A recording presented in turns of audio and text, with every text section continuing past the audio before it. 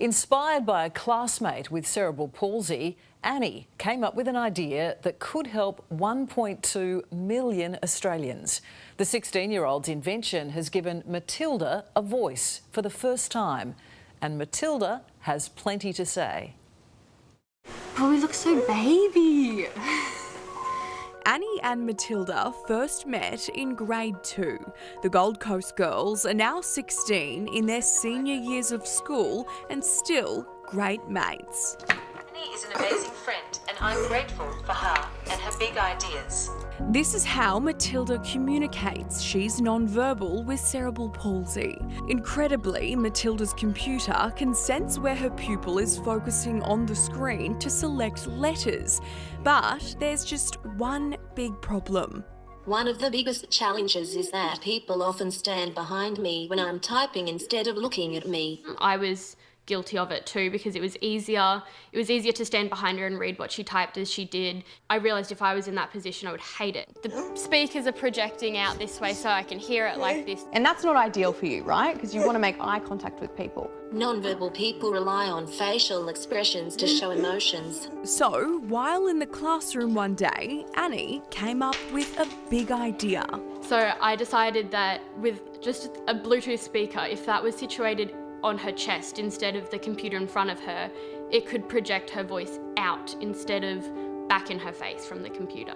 Annie's parents, Peter and Georgia, instantly throwing their support behind the concept. Where it came from, I think, is more from her heart than anything else, and it's a great sign of her character, and we're very proud of that. We just wanted to try and help in the ways that we could, which was pretty much clicking the buy now button on a speaker. So this is the first invention that you've created. Yeah. The goal is to make it look like a necklace. Like all great inventors, you've got to start somewhere.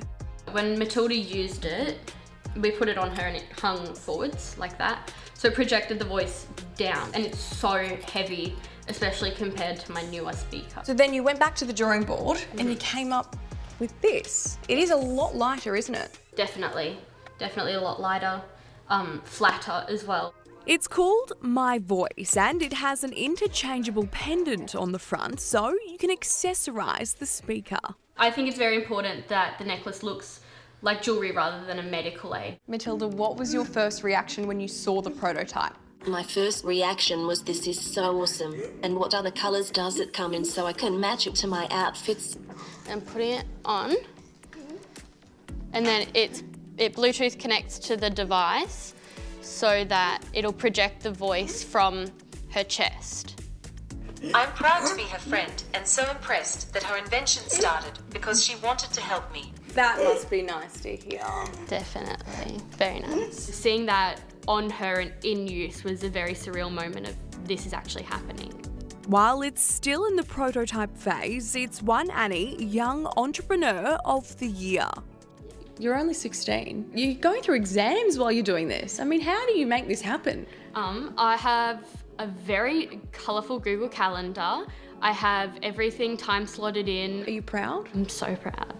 You should be. Where do you want to go from here now? I'm looking for a partner, an engineer, a tech person of some sorts to help me make the speaker as small as possible. Ideally, the speaker will be the size of an AirTag. There's over 1.2 million non-verbal Australians, so there's nothing on the market like this that's tackling this issue. And it's nice to be seen and heard just like everybody else.